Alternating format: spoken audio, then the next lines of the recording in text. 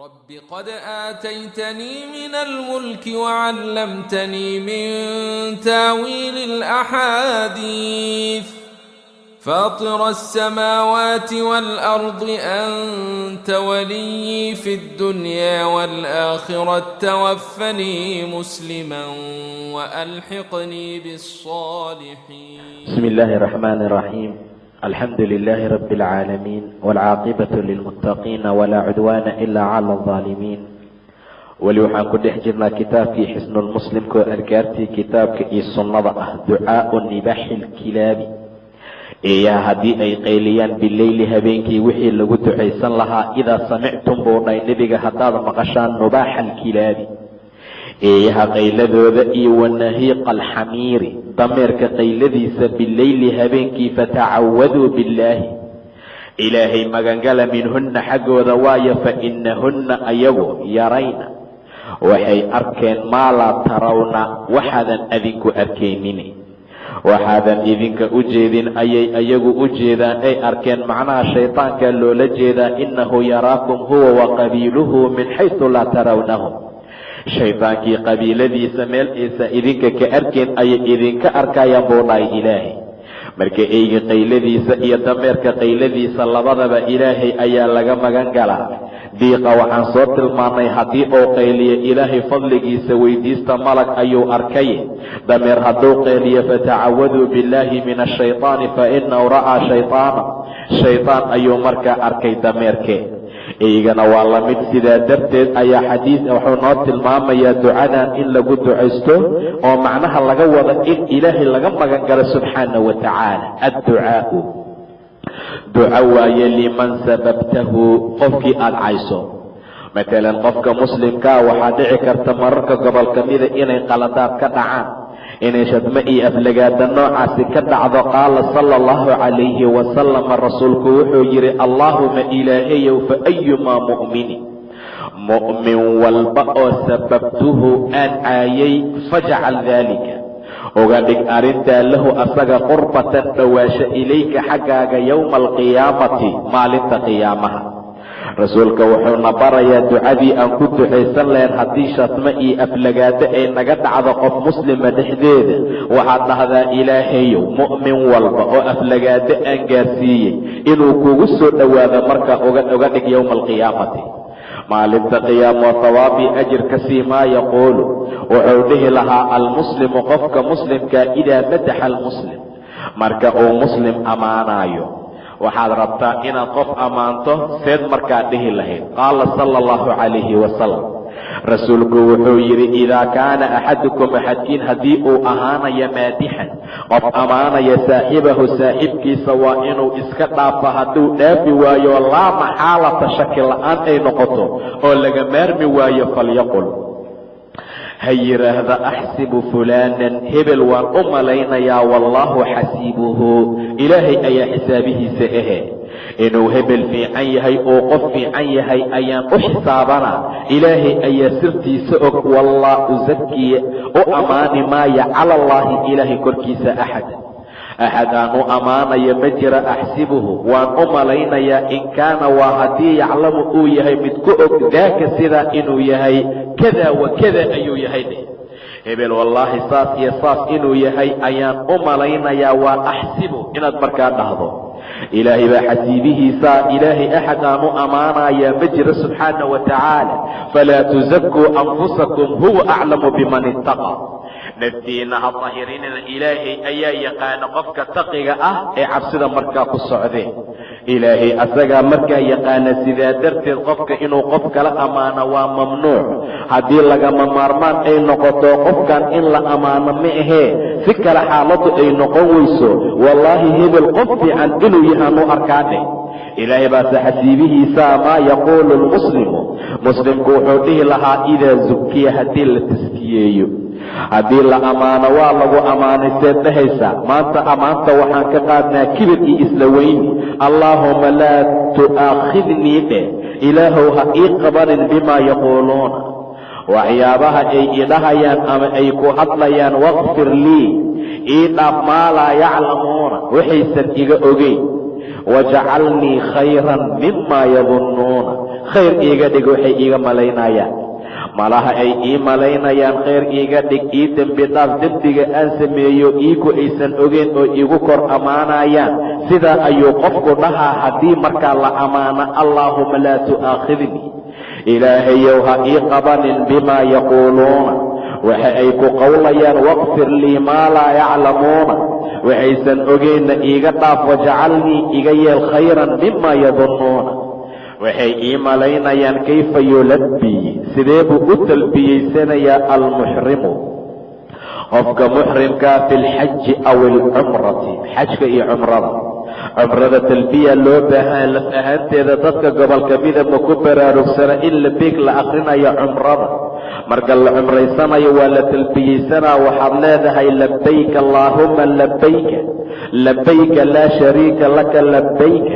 ina alxamda wanicmata laka waalmulka laa shariika laka labayka ku ajiibay ilaahayow allaahuma ilaahayow labayka waan ku ajiibay labayka ajiibid ayaa ku ajiibay ilaahayow laa shariika laka wax shirkiya oo kuu sugnaaday ma jira labayka waa ku maqlo waa ku ateeco waa ku ajiibay ina alxamda mahad iyo wanicmata nimcaba laka adigay kuu sugnaatay waalmulka mulkiba laa shariika laka wax shirki oo kuu sugnaaday ma jiro qofku markuu xajinayo uu cumraysanaayo saasuu talbiyada u akrinaa qofku waa inuu xajka xirtaa cumradana xistaa labayka xajde ama labayka cumr ilaahayow cumro ayaan xirtay oon kaa ajiibay markaa kadib labayka allaahuma labayka aqri labayka laa shariika laka labayk ina alxamda wanicmata laka waalmulka laa shariika laka hal mar waad dhihi kartaa marka aad cumraysanayso ama xajka qofku inuu ku celceliyo talbiyadaa loo baahan yahay ilaa laga gaaro dhagax tuuradka qole waxay dheen carafo marka laga soo taga ayay talbiyadu go'daa qole waxay dheen dhagxaanta tuurashadeeda subaxdii marka la gaaray go'aysaa allahu akbar isku beddelaysaa maalinta ciidda oo takbiirtaa la akrinaa sida ilaah tilmaamay subxaana wa tacaala maca daalika takbiirta maalinta ciidda saasay ku bilaabataa maalinta tobanaadka markaad cumrada xerato oo labeegta aad akhriso horaad u sii soconaysaa cumradaadaad aadaysaa cumrada camal badan ma aha waxaa lagaa rabaa intaadan bixin inaad shardido oo dhahda ilaahayow allaahuma ina maxilli ilaahayow makaanka aan ku xalaaloobayo waa meeshaad igu xabisto sidaa haddaad dhahdo oo dhib kugu dhaco ama lagu soo celiyo ama aad jirato ama cumrada ay kuu socon weyso waad iska soo noqonaysaa timahaad jaranaysaa wax kafaara gud ama hadyi oo lagaa rabo ma laha ama qofku hadduu shardiga akhrin waayo intuu xaj cumro xirto oo cumrada aado ka gadaal ay dhacda in la soo celiyo ama se qofkii wadi lahaa uu waayo waxaa korkiisa noqonaysa kafaara gud ama hadyi sida ilaahay tilmaamay wa atimu alxaja waalcumrata lilah xajka iyo cumrada ilaahay u taam yeela buu dhahay ilaahay fain uxsirtum fama staysara min alhadyi haddii laydin xabaaso oo jidka laydinka soo noqo ama aad bukataan ama aad aadi weysaan ilaan dad badana intay dharka xirtaan iska dhiga in qofkii wada ay waayaan ama dhib kale markaa ku dhaca hadduu qofku shardiga akhrin waayo waxaa laga rabaa neef inuu markaa bixiyo dhigitaankaa dharka uu dhigay darteed shardigaa ku dar markaad tagta xaramka waxaad ka bilaabaysaa tawaafka 2 ragcadood oo sunno ah ma laha sida masaajidada oo kale ilaan axaadiistu waxay tilmaamaan beytka ama kacbada taxiitul masjidkiisa waa tawaafka hadduu qofku tawaafo way ka kaafinaysaa xaj aswadkuu ka bilaabaa qofka waa tawaafaya 7 mar in allaala inta axadka uu tawaafaya waxaa laga rabaa inuu daahir ahaado ama weyse qabo dumarka dhiigga caadada qabaa ka mamnuuca inay xaramka tawaafaan ama hadday xajinayaan waa loo ogol yahay acmaalaha kale inay qabtaan sida dhagax tuuradka carafa masdelifa iyo wixii markaa la mid ah xaramka mamnuuc ayuu ka yahay naag umul ah ama naag mataqaanaa ah dhiig caado qabta imaa inta kale waa loo ogol yahay ayagoo daahir ah rasuulku wuxuu yidhi salaada oo kala waaye ee u shardiya yaana la tawaafin axadka isagoo curyaana ama qaawan gabdhaha waxay ku tawaafi karaan dhar allaala dharkay qabaan midabkuu raba ha ahaado wax ka mamnuuca ma jiro daaqiliga dharka hoos laga qaato iyo kuwa kale labadaba dhar cadcad ahna uma go'na dumarkee waa ka mamnuuc weli karaahiye ayuu u yahay dharka cadcadka ah ama gabdhaha waxaa lagu ammaanaa dharka ka soo haray caddaanka waxaad arkaysaa naagaha badankooda dhar caddaana inay ku dawaafaan waa shay mamnuuca. dhar kasta ee labisa ayay qaadan kartaa oo jilbaab ah. wejiga inay xirtaan iyo gacmaha ayaa ka mamnuuca dumarka ilaa rag ajaaniba inay arkaynin maahane. hadday rag ajaaniba arkayaan wejiga waa daboolan karaan, laakiin weji xirka madaxa ku dhega iyo wejigaa ka mamnuuca. caaisha waxay tidhi haddii aan ahayn nebiga annagoo la xajinayna rugbaan iyo rag haddayna soo maraan wejigeena waxaan ku soo raaricin jirnay jilbaabta iyo dharka aan markaa wadanee weji xirka ah. waxaa la rabaa madaxa mid ku dheggan oo kor laga soo laalaadiyo sida daahoo kale wejiga ugu soo noqonayo inuu ahaado. amaa dharka wejiga ku dhegaya mamnuuc ayuu ka yahay dumarka markay tawaafayaan amay cumraysanayaan amay xajinayaan. intaa ka gadaal qofku waa tawaafa. dumar rag waxay ku xarmanayaan dharka tolan oo dhan ayaa ka mamnuuca. laba go oo cadcad ah ilaa in la waayo maahane. sidaa darteed marka la tawaafaayo oo rag la gaaro meesha xajra aswadka ugu horayntii qofku waa ishaara. hadduu taabto uu shumiyo rasuulkaa samayn jiray. cumar ibni khitaab ayaa xaju aswad ka shumiyey. markaasuu dhahay waa ogahay dhagax inaad tahay, waxna ma ii dhibi kartid waxna ma iigu anfici kartid, laakiin nebigaan arkoo ku shuminayo maahana maa qabatuka ma u ku shumiyan buu dhahay. intaan aad iga heshay waad nebigan ku dayanaa sala allahu calayhi wasalam. taasoo markaa tilmaamay arrintaasaa markaa loola jeedaa. haddii qofku uu awoodi waayo inuu isku dhibo ma aha, gacanta ku ishaar allahu akbar dheh. qofku waa tawaafaa duco alla ducaduu rabuu ku ducaysanaa. duco qaasa ma jiro. af soomaali ku ducayso, af kale ku ducayso, af carabi kulli ilaahi waa yaqaanaa subxaana wa tacaala. sidaa darteed waa tawaafaysaa 7 mar. markuu dhammeeyo qofku waa inuu ku tukadaa maqaamu ibraahim gadaashiisa 2 ragcadood. ilaahay baa yidhi waاtakhiduu min maqaami ibraahiima musalla. maqaamu ibraahim meel lagu tugta ka dhigta.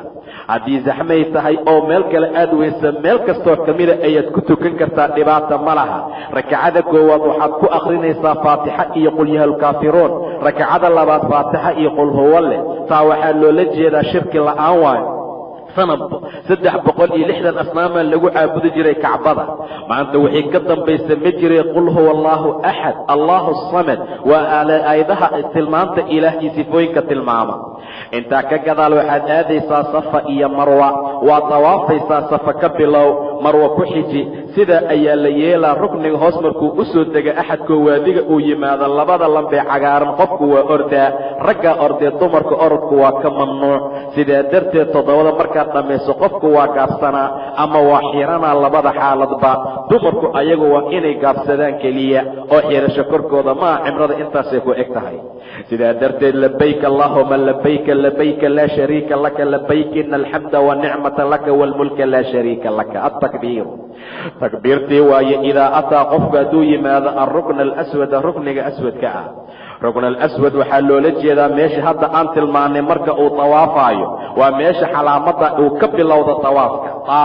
taafa annabiyu nebiga wuu tawaafay sala allahu calayhi wasalam bilbeyti.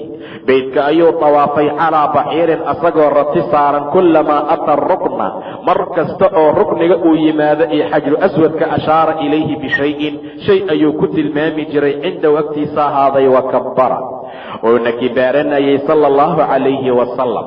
xadiidka waxaa laga qaadanaa rasuulka inuu beyt ka tawaafay asagoo baxiir ama rati saaran.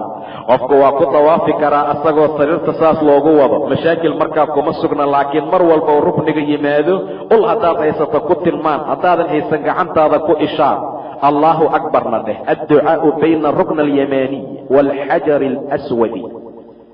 ruknulyamaaniga iyo xajru aswadka inta u dhaxaysa wixii lagula ducaysan lahaa.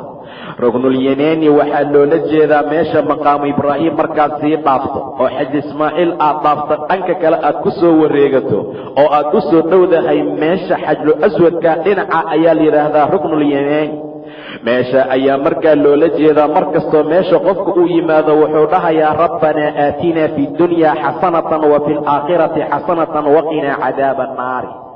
rabbiyow nasii adduun wanaagsan iyo aakhiro wanaagsan, cadaabka xanuunka badana naga ilaali. ducaau lwuquufi wuquufka ducadiisa waayo cala asafaa waalmarwata. safa iyo marwa marka aad korto iyo markaad u dhowaato waxaad dhihi lahayd lamaa dana sala allahu calayh wasalam.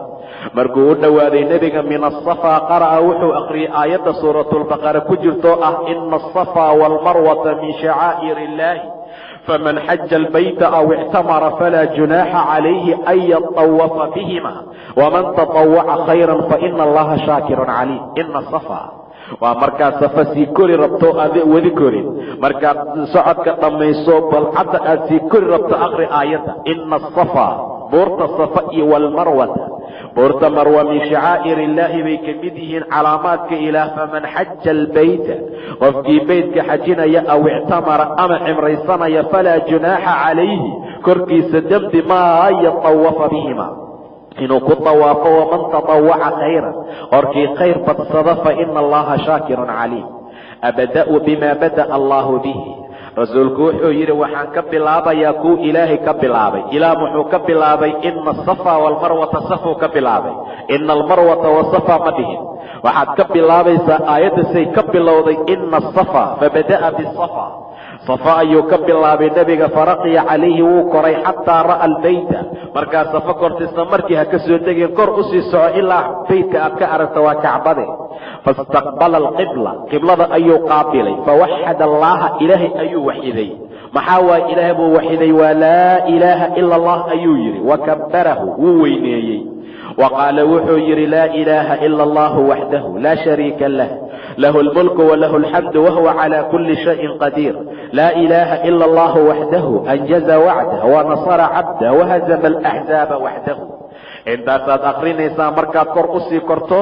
laa ilaaha ila allahu waxdahu anjaza, u fuliyey yaboohiisa wacdahu, wacdigiisii yaboohiisii fuliye. wanasara cabdahu, addoonkiisii u gargaaray. wahazama alaxzaaba, xisbiyooyinkii iyo jamiicooyinkiina waxdahu keligiis jebiyey. uma kabacdi daca, wuu ku ducaystay nebiga bayna daalika kaabeynkooda. qaala midla haada, sidaas ayuu ku celceliyey 3 maraatin. alxadiid wafiihi, xadiidka waxaa ku dhex jiray fafacala wuxuu ku sameeyey nebiga cala almarwati, buurta marwa, kamaa facala cala asafaa, sidii safa uu ku sameeyey oo kale. adducaau, duco waaye yowma carafata, carafa maalinteeda. xajka yowmu carafa waa maalinta ugu badan ee ilaahay addoommo uu naar ka xoreeyo subxaana wa tacaala.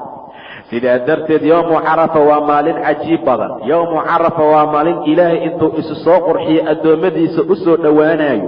malaa'igtuu kula faantamaa fiiriya ayuu leeyahay addoommadeyda. hal dhar oo qaasa ayay wataan. amiirkooda iyo kan loo taliya dhammaan waa wada joogaan.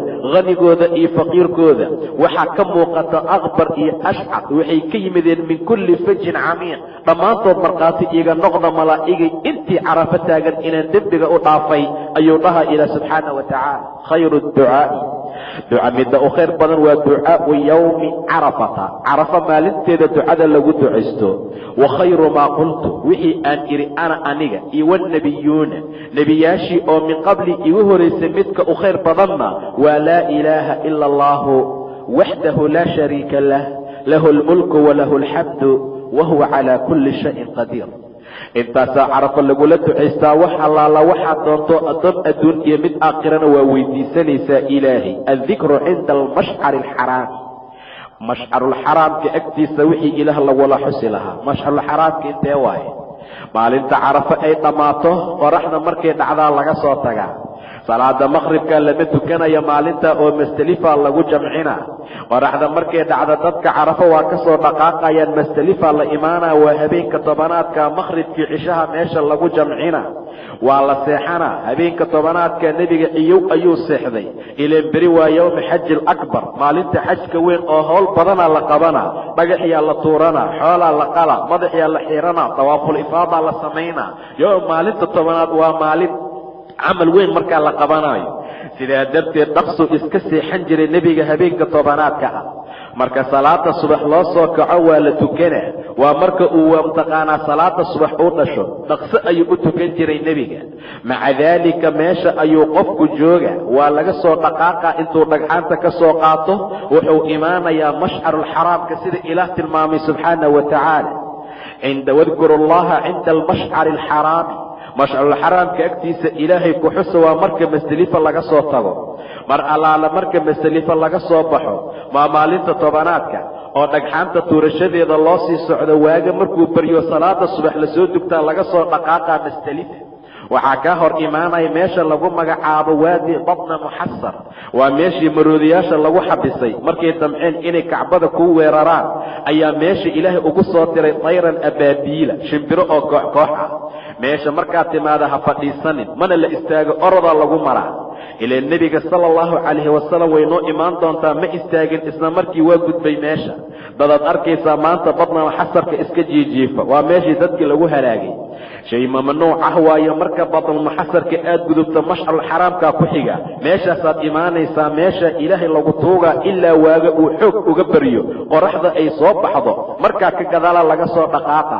waxaa la soo aadaa muno dhagax tuurashadii waaye. rakiba sala allahu calayhi wasalam, nebigu wuxuu soo koray alqaswaa'a, hashiisii qaswo ahayd, xataa ata almashcara alxaraama, ilaa mashxaraamkii uu yimid. faistaqbala alqibla, qiblada ayuu qaabilay, fadacaahu wuu ducaystay, wakabbarahu, ilaah buu weyneeyey, allahu akbar buu dhahay, wahallalahu, waa tawxiidsaday, wawaxadahu, waa waxiday. falam yazal, kama zuulin nebiga sala allahu calayhi wasalam waaqifan, inuu taagnaanayo mashcarulxaraamka xataa asfara, ilaa uu waagii ka baryay jiddan, si fiican uu uga baryo. marka salaada subax la soo dugtaa Musdalifa laga soo tegey, waxaa la soo istaagay mashcarulxaraam, waa la taagnaanaa, ilaahayaa lagu tuugaa ilaa waaga xoog uu uga baryo, qoraxdana aysan weli soo bixin. laakiin cirbadii kaa dhacda aad qaadan karta iftiin darteed, qoraxna aysan soo bixin. fadafaca wuu soo baxay qabla an tadluca ashamsu, intaysan qoraxda soo dhalanin ka hor. wuxuu soo aaday meesha lagu magacaaba mina iyo tuurashada dhagxaanta. atakbiiru waa takbiir cinda ramyi aljimaari maca kulli xasaatin.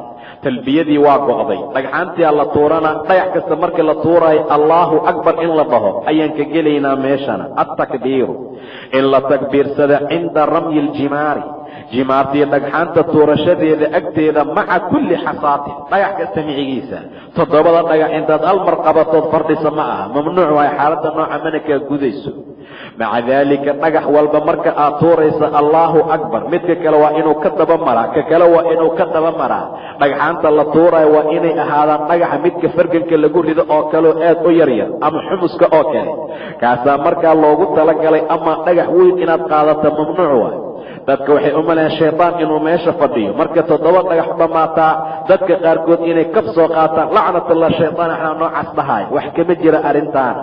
7 dhagax keliya ku tuuro, dhagax kasta markaad tuuraysa allahu akbar dheh, wax kaloo laguu dirsaday ma laha. yukabbiru, qofku waa kibaaranaa kulamaa ramaa, markastuu tuuraya bixasaatin dhagax cinda aljimaari, jimaarta ahalaaثati ee 3daa agtooda. 3 jimaar waayo, ama waa 3 jabal inta la tuuro, waa 3 buurood. maalinta 10aadka ah waa maalinta ciidii, hal jamaraad bisaa la tuurana, waa jamratu lkubraa ama jamratu lcaqaba. 7 dhagax ku dhufo waa ka tegaysaa, waa maalinta 10aadka ah. madaxaagaad xiiranaysaa, xoolaad qalaysaa, haddii wax lagugu leeyahay, haddaad udxiyo gelayso xaramkaad aadaysaa, tawaafu ziyaara ama tawaafu lifaada tawaafaysaa, minaad ku soo noqonaysaa. habeenka 11aad minaad seexanaysaa. subaxda 11aad saakay shalay markii ciidda ahayd waxaa la tuurtay subaxii hore, laakiin maalinta 11aad bacda duhra la tuuranaa dhagxaanta.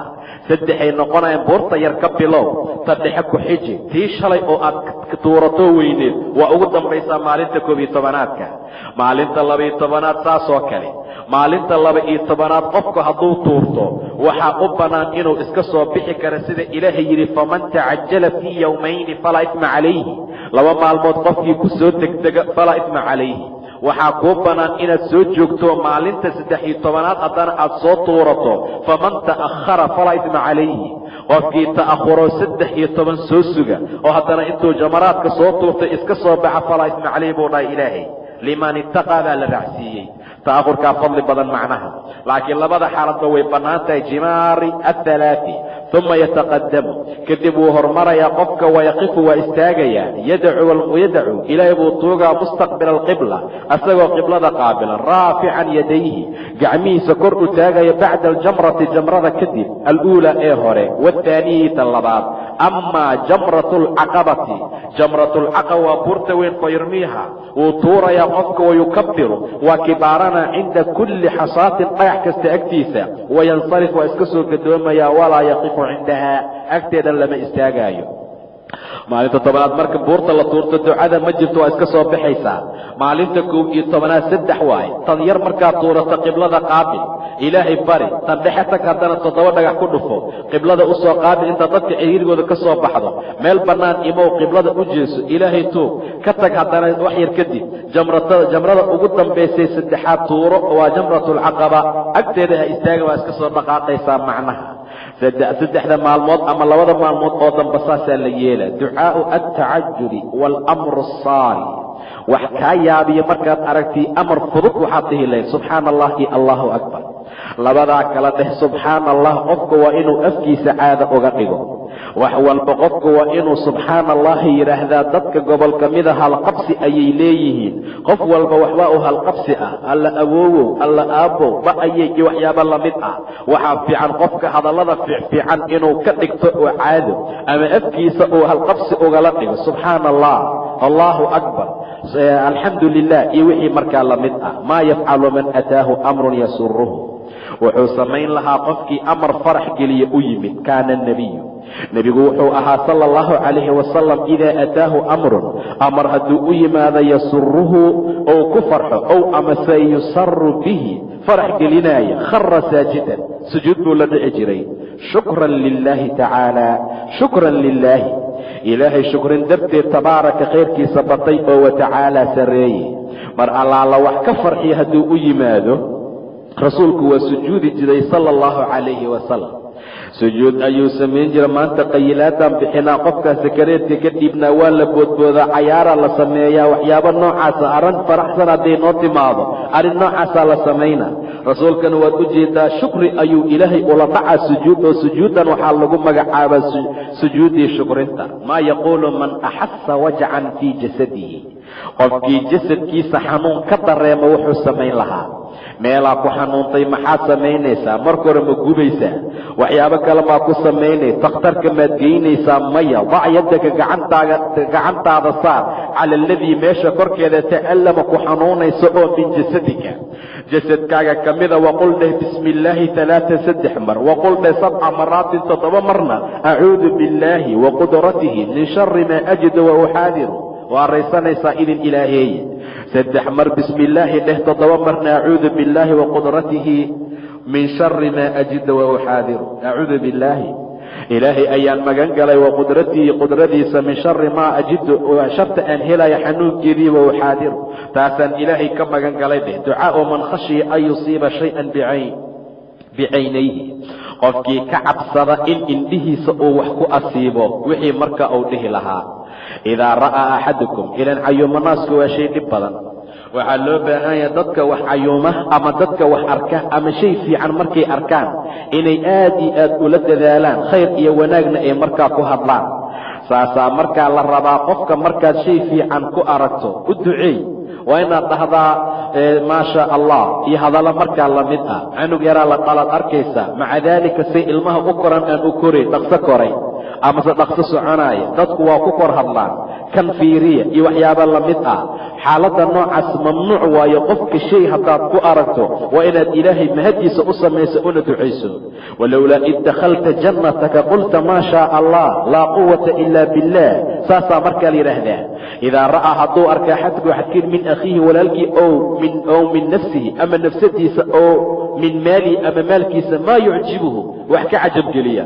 dukaanuu furto wax yara u saarnaa, 7 maalmood kadib aad aagto dukaankii u kacay, falyadcu lahu bilbarakati, baraka ha ugu duceeyo. waa laysxasdaaba maanta, maxaa laysugu duceeyaa oo khayr iyo wanaag ilaah laysugu baryaa. nin walbaa ninka kale uma rabo inuu khayr iyo wanaag gaaro. maca daalika walaalkaa u tamini, waatay dadku dhahaan walaalkaa khayr ugu duceey hortiis aad heshidid. marka sidaa darteed falyadcu lahu bilbaraka, fa ina alcayna xaqun, ishu waa xaq buu dhahay nebiga sala allahu calayhi wasalam. isha xaq waaye. sidaa darteed waxaa loo baahan yahay dadka in aad iyo aad loo dadaalo. khayr marka la arkay wax noocaas ah in ilaahay loo celiyo oo la yidhaahdo maa shaa allah. saasaa markaa fiican. maa yaquulu cinda alfazaci, argagaxa agtiisa wixii la dhihi lahaa. laa ilaaha ila allahu, ilaahay ma ahe ilaah kale ma jira dheh, xaqnima lagu caabudo. maa yaquulu cinda aldabaxi aw alnaxri, marka wax la gowracaayo ama marka wax la naxrinaayo waa isku macno dhow yihiin, laakiin naxriga inta badan waxaa loo isticmaalaa geela. fasalli lirabbika wadxar waa dhundhow. ilan geela sida caadiga ma loo qale waa la dhundhawaa. maca daalika isagoo taagan ayaana la qalaa inta lug laga xiro. sidaa darteed ayaa waxaa loo baahan yahay qofku markuu wax gowracaayo ama uu wax qalaayo wuxuu dhihi lahaa bismi illaahi wallaahu akbar, allaahuma minka walaka, allaahuma taqabbal minii. jiniya wax loo qalaa maanta, boorana loo qalaa.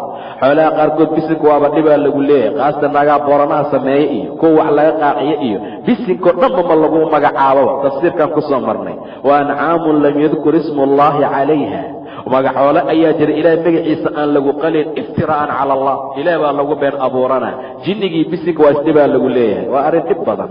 maca daalika waxaa la rabaa wax kastoo la qalaya bismi illaahi wallaahu akbar, allaahuma ilaahayow minka xaggaagay ahaatay, walaka adayna kuu sugnaatay, allaahuma ilaahayow taqabbal minii iga aqbal dheh.